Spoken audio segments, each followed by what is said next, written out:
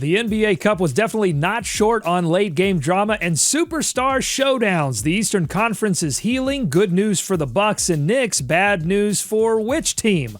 I'll ask Matt and Hayes all that and more ahead on Locked On NBA.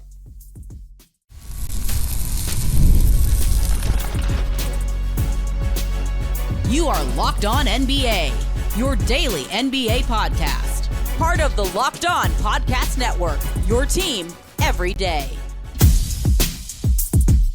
Welcome to Locked On NBA. Thanks for making us your first listen of the day. That's the spirit, Matt, getting into the drum line here as we start the show. Big energy. And I mean, you have to have it after that night of NBA Cup action, final night of group play. We're going to get into all of the biggest storylines. We are free and available wherever you get your podcast, part of the Locked On Podcast Network, your team every day. Today's episode is sponsored by Game Time. Download the Game Time app, create an account, and use code LOCKEDONNBA for $20 off your first purchase.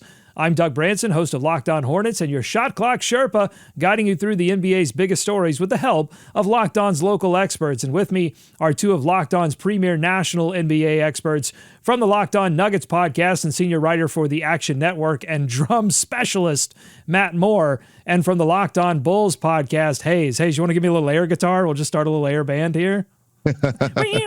All right, cool.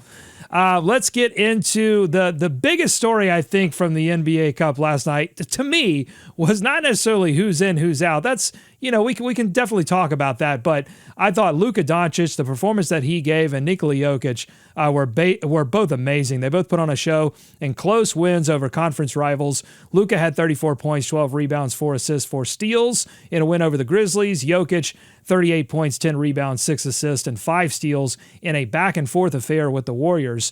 So my question is simple. Which superstarred the hardest last night? Matt, I won't let you go first because we're going to talk about Jokic, so I'm going to give the advantage here to Hayes. Hayes, who superstarred hardest last night?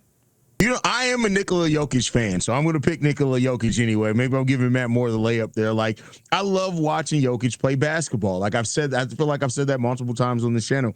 I just love watching the man play basketball. 38 points, 10 rebounds, 6 assists. And the game was just an exciting game to watch. It was a fun game to watch. And on a night full of a lot of games, a lot of it, I won't say important storylines, but a lot of NBA Cup storylines, to see Jokic have that type of performance in that game, it was fun for me to watch. I think it kind of depends on, do you think superstarring the most is, are you carrying your team because they can't do anything without you? Or is it kind of raising the team to a higher ceiling? Because I'll actually give the credit here to Luka. I think Luka is actually a performance versus the Grizzlies. He owns that team. He's now 9-2 in his last 11 games versus Memphis. I thought he played a really masterful game, coming back from behind, getting to that win for them to make sure that they advance in the Cup. I also thought, to be perfectly quite honest, that Jokic was amazing and incredible, but he has to do this. I asked him after the game in the press conference, I was like, are you having to score like this because you're scoring a career high? And he's like, no, I just think my three-pointers just going down. That's it. No, yeah, he's shooting more than he ever has. This is career high in field goal attempts too. So Jokic is doing what his team requires of him, which might mean he superstarred the hardest. But I don't know. I thought Luka's win was a little bit more impressive, honestly. Well, let's get some insight from Locked On Mavericks, who had a little bit more on Luka in his game. Luka came out slinging 12 points in that first quarter, and you knew this was one of those games where Luka was going to come out and he was going to get his offense first, and then the rest, it was all going to fall into place, the rest of it. And some of those games usually really work well for the Mavs. Yeah, and this is where a game like this where you are going up against a team that plays so fast. Having a guy who is just a master at controlling the tempo of games is so incredibly important for you. And Luka was awesome right out of the gates. Obviously, most of his points came in the first half, 24 points in the first half. But fourth quarter, 8 points on 2 of 6 from the field, 4 rebounds, 2 assists, was a plus 18 in that quarter. Just masterful stuff. So something interesting about Dončić's performance, not just in this game, but also really when you look at his season in its entirety, and we're still a little bit early into the season, but enough to make some judgments. His assist percentage, he only had 4 assists in this game, and his assist percentage right now sits at 32.6%. That's 67th percentile according to Cleaning the Glass. I mean, every other season that he's been in the league, it's been in the 99th or 100th percentile.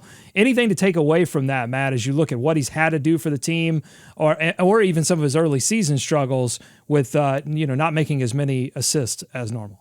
I'm going to do something that people on these shows very rarely do. I'm going to say I don't know. And the thing here is that how dare you? I have to go back and I need to watch, right? Like, you need to go back, because there's a possibility, I will say, that for me, I've always said the key is let Luka go off, let him go off completely and get everybody else cold, and then start blitzing him so that you have cold teammates trying to make plays. To me, that's the best formula for it. And it does kind of show you, like, Luka got to this hot start, but the Grizzlies led at half. Grizzlies led after three quarters. They had that game was a lot about Memphis's collapse there. So I'm not necessarily sure that, like, this approach is the best one for Luka. But for me, Hayes, like, I'll have to go back and watch, because I don't think it's a matter of Luka not assisting or not throwing passes. It's probably the way the defenses are covering him.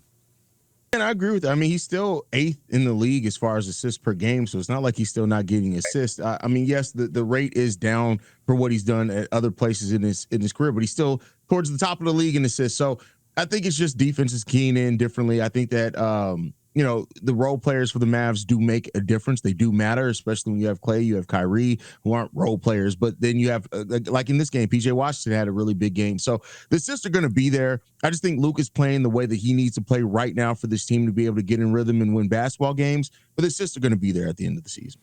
Okay, so the Mavs advanced to the knockout rounds, and they are going to face Oklahoma City. How do you feel about their chances to win this whole thing, to win a cup? You've got Luka grooving, and while Luka was out, Kyrie was grooving.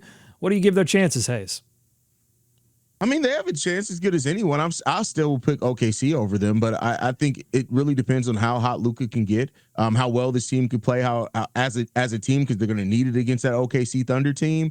But Thunder would still be my pick here.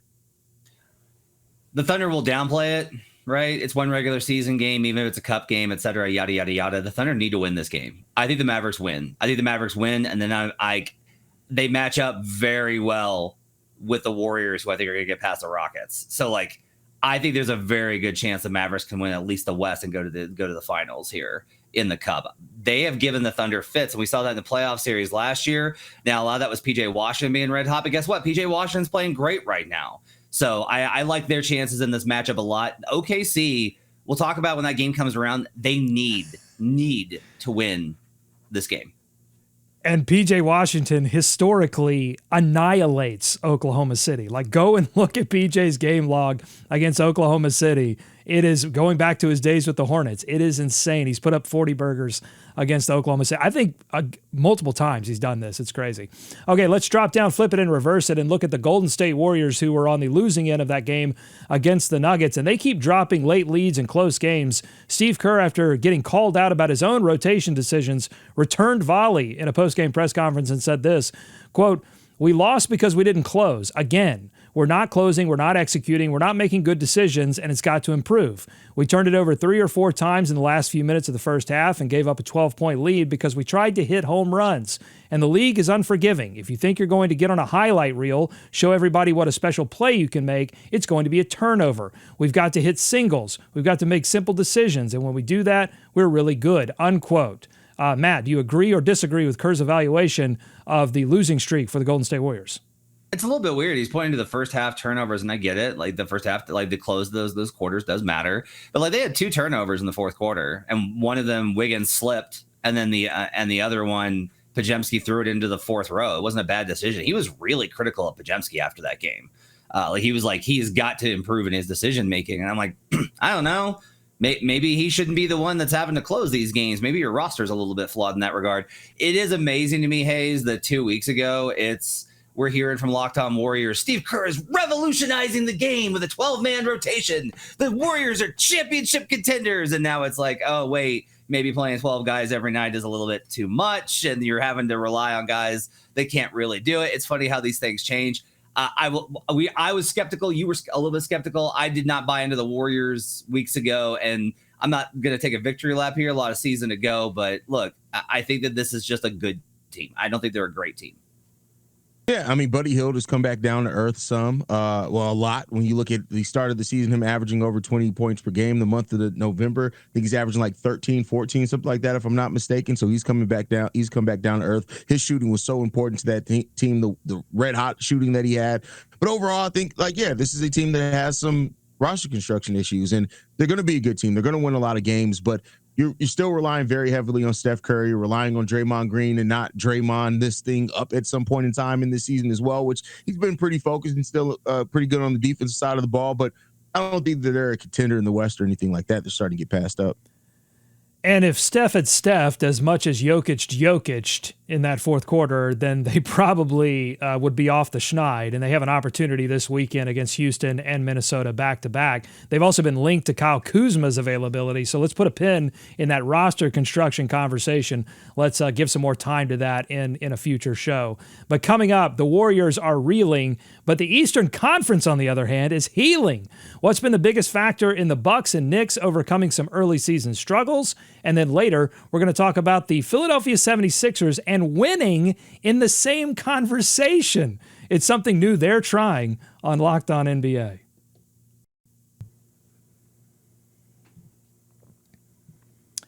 Today's episode is brought to you by our friends at Game Time. There's nothing like the rush of watching an NBA game live, the roar of the crowd, the squeak of the sneakers, and the thunder of a game-winning dunk. Whether you're catching your favorite team this season or grabbing tickets for a rival matchup, Game Time makes it easier than ever to get great seats. With Game Time Picks, the app curates the best deals, so you're not just stuck scrolling through endless ticket options. It just puts it all right in front of you. And Game Time has your back. They have this thing called their lowest price guarantee. Get this. They ensure you always get the best price. They'll even credit you 110% of the difference if you find a better deal. Plus, their ticket coverage includes job loss assurance and event cancellation protection. Take the guesswork out of buying tickets with Game Time Picks. Download the Game Time app and create an account today and use code LOCKEDONNBA for $20 off your first purchase. Terms apply. Again, create an account and redeem our code LOCKEDONNBA, LOCKEDONNBA for $20 off. Download Game Time today. What time is it? Game time. Today's episode is also brought to you by Prize Picks. Prize Picks is the best place to get real money sports action. With over 10 million members and billions of dollars in awarded winnings, Prize Picks has made daily fantasy sports accessible to all. You just pick more or less on at least two players for a shot to win up to 100 times your cash. Wow. Run your game all season long on Prize Picks. Plus, with Prize Picks insurance injury policy, if your player gets hurt in the first half and doesn't return, your lineup stays alive. And thanks to Flex Play, you can still win even if one pick misses. Prize Picks puts their members first, so all withdrawals are fast, easy, safe, secure. When my picks hit, I can get my money in as quick as 15 minutes. Think Steph Curry is going to get more than 4 3-pointers next week? How about Anthony Edwards for more than 27 points? Cook up your hot takes with your friends and win real money this basketball season when you and your crew run your game on Prize Picks. Download the app today and use code LOCKEDONNBA to get $50 instantly after you play your first $5 lineup. That's promo code LOCKEDONNBA to get $50 off instantly after you play your first $5 lineup. Prize Picks, run your game. More Locked On NBA ahead. Thanks again for making Locked On NBA your first listen every day. Your favorite NBA team has a free and daily newsletter. Go to LockedOnDaily.com and subscribe to stay up to date with local expert analysis and amazing writing from Katie Heindel, Mike Shear, and Locked On Fantasy Basketball tips from Josh Lloyd. And if you're a fan of Milwaukee, Atlanta, New York, all of a sudden you've got a lot more to read about because these teams have all overcome early season struggles. The Eastern Conference, it's healing. Hayes on the last episode was lamenting how we've been talking about the weak East. Well, the East has responded, and even Philadelphia is beginning to show signs of life, but we'll talk about that in a few minutes. So I want to focus on Milwaukee first. 7 in a row now after Giannis punishes Detroit again. 9 out of their last 11 they've won. Has Milwaukee finally fully righted their ship, Matt? I think so. Look, the defense, this is the big thing, is if you're able to get away with the defense, the offense is going to be there. I'm not worried about the offense. They've got enough weaponry with Dame and Giannis and shooters and everything. Mid's not even back yet. Mid, I don't know where Mid's going to be this season. I just don't know where he's going to be night to night. But I do think that there's enough there. I think the Bucks are back into the conversation about being at the top of the Eastern Conference. However, if it's like, this is the team, I don't know, Doc Rivers is still the coach. So until unless that changes, I'm not going to buy in. I'm just not, and Doc's got a title. I get it, but he's also got so many collapses, and that's down the line. But I will say they're off of the ledge. The trade Giannis stuff is over. The temperature's down. Milwaukee's back to being one of the top teams in the East. Yeah, they're back to being what I thought they were going to be this season, and that's a team that's going to win a lot of regular season games, but I don't trust to do anything meaningful in the playoffs, and that is a large part because of Doc Rivers being their coach. So, yes, the Milwaukee Bucks have righted their ship. They're back now. They've course corrected to get back where they should have been this season. They're won 9 out of the last 10. They're the 5th best team per record in the Eastern Conference. This is right around the area they should be at. They could definitely go a little bit further. They could get up to 4th, maybe even 3rd sometimes. But when you're looking at like the overall success, or they're going to go further in the playoffs, there I don't have any faith in. But they have gotten it together in the regular season. I mean, I would kind of define that as, if you're riding the ship, it would be pointing it in the direction, if we're going to hang with the analogy here, pointing it in the direction of where you want to go. And when you look at how much money they have invested in this team, I mean, I think they want to have championship aspirations. So your answer sounded like yes, but I feel like it might be no, they have not fully righted this ship, because there's still big questions about their finals viability. I mean, look, I'll say this. I've said before that I'm not just like, oh, the Celtics are just going to wipe out everybody. Like, no, they face a bunch of teams that were injured last year. Very good. They should be the favorites. Giannis is a matchup problem for them. He is. Like, they had to get past them by the skin of their teeth a few years ago without Mid. If the Bucks actually have a full complement, I'm going to like the Bucks a lot in that series. And they're probably the team that matches up best with the Celtics of any team in the East. I don't think anybody's unbeatable in the Eastern Conference. The problem is I just don't think the Bucks are either, where it's like it's going to come down to matchups and a few possessions. It should be great, right? This should be great theater if we look ahead, if we kind of look into the crystal ball and try and envision April and May. It's going to be awesome, I think, in the Eastern Conference. You got really good teams that aren't so dominant that they could just roll. But for right now, it's like, okay, you're off the ledge. That's great. But you got a lot of work in order to convince us that you're some sort of superpower. Okay, you mentioned Giannis there. Perfect segue into Frank Madden of Locked On Bucks and his take on a particular change to Giannis's game that could pay big dividends when we get to award season. Let's take a listen to that. I think it's really important that Giannis keeps making mid-rangers at a really high rate, because I do think it's actually a pretty important part of sort of this MVP narrative.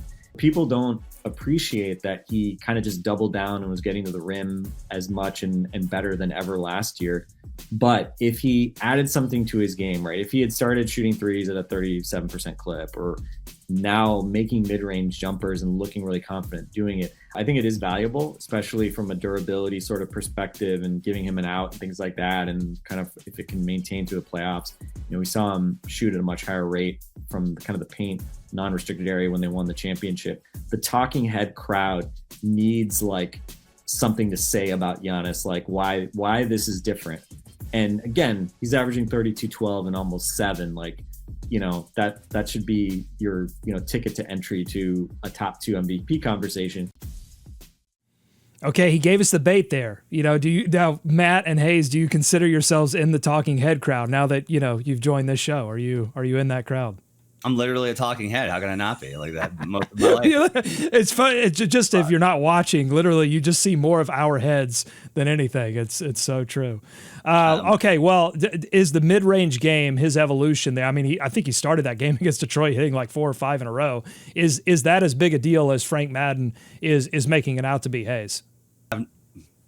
I mean, I think he can be, because I think that opens up the lanes as well, and he's a solid enough passer that he can. So if he can be efficient from that area, it just extends the game. You can get to the free throw line. It makes things a little bit easier for you. So easy offense is going to be a key there. So yeah, I mean, it can open up the game some, but I'm not. I don't know. I'm not overwhelmed, not underwhelmed. I'm just whelmed when it comes to the Milwaukee Bucks and most of their players. This is what it is. Love a hater's ball. I think Madden presenting it that way, like, well, he should be MVP anyway, but he needs this gimmicky thing. It's like, no, man, you need to be able to hit the jumper, because that means that they can't layer your defense and force him into offensive fouls, which has been a huge problem for him when teams have been able to counter him. That's one of the differences between Giannis. I think Giannis is the most physically dominant player in the league. Okay. And he probably deserves, I would say, 1.5 more MVPs than he has. However, like, there are ways to counter him that you do not have for Jokic. Like, there's just not counters for Jokic the way that there are for Giannis. But for him to be able to hit that mid-range jumper, he's shooting 47%, 69th percentile this season. That's huge for changing the equation of what they can do against him. As far as last year, you want to know what hurt him last year? He was the guy who wanted Adrian Griffin. That's what killed him last year. If the Bucks get back to a top 3 seed, if the Bucks win 50+ games and Giannis keeps up this production, Giannis will finish top 3 in the MVP conversation. But top 2, let's give some respect to the other guys that are already up there. Okay, I still want to talk Knicks. I want to talk Sixers. And I want to ask this. We're talking about all these teams that have saved themselves in the Eastern Conference. Well, you know, I mean, that means that somebody is going to suffer. If all of these teams are moving up the standings, some of these teams that may have gotten a nice start may suffer. So I want to know who Matt and Hayes think may suffer from all of this winning that Milwaukee and New York is doing. So that's coming up on Locked On NBA. Today's episode is brought to you by our friends at Chime. Have you ever hit that moment when you knew it was time to get serious about your finances? Maybe it was saving up for that dream trip, paying off a credit card debt, or just getting your financial life in order. That's where Chime comes in. With no monthly fees, no maintenance charges, and fee-free overdraft up to $200, Chime has you covered for those uh-oh moments, whether it's withdrawing cash from over 50,000 fee-free ATMs or getting paid up to 2 days early with direct deposit. Chime gives you the tools to make progress. Need a little help? Friends can even give you a boost to temporarily increase your overdraft limit, and when they do, you can return the favor. To date, Chime members have been spotted over $30 billion. That's billion with a B. Ready to make your fall finances greener? Open a Chime account in just 2 minutes at chime.com/NBA. That's chime.com/NBA. Chime feels like progress. Banking services and debit card provided by the Bancorp Bank N.A. or Stride Bank N.A. members FDIC.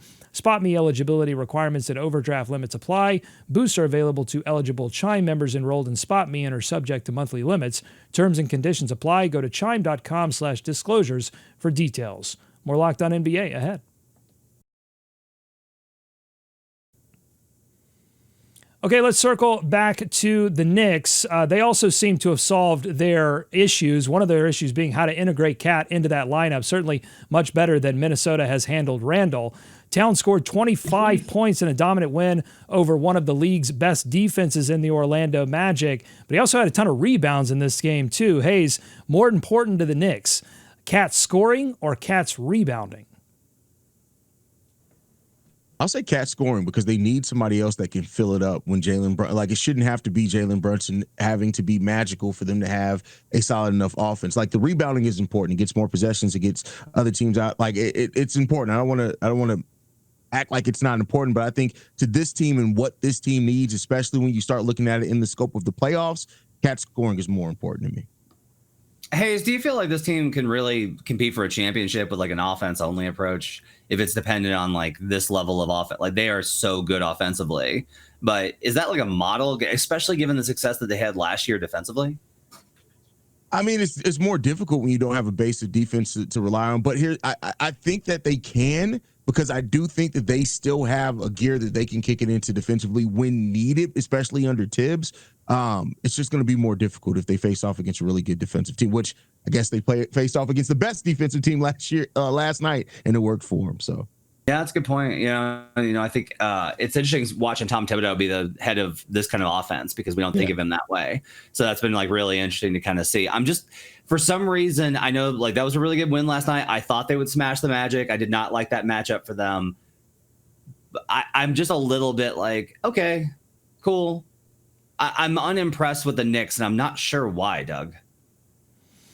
I'm not sure either. I mean, I think they've got a lot of role players stepping up, including Josh Hart, who had a triple-double in this game. Is he one of the best glue guys in the NBA? I mean, I feel like you have to put him up there at this point. Yes. 100%, man. 100%. Like he does so much on every single night in so many ways. And it's not like he's the opposite of these other guys that are so skill specialist. Like he's not a great shooter, and he's an elite rebounder, but not in terms of size. He just gets them. Like it's absolutely ridiculous what he does, Hayes. Yeah, Josh Hart is amazing to just watch as a role player, and he does a little bit of everything and what they need. He's the Swiss Army knife for that team. It's really important to them. Hayes, he would have fit on the early 2010 Bulls, that D Rose team. Like Jokic would have loved him, right? Absolutely.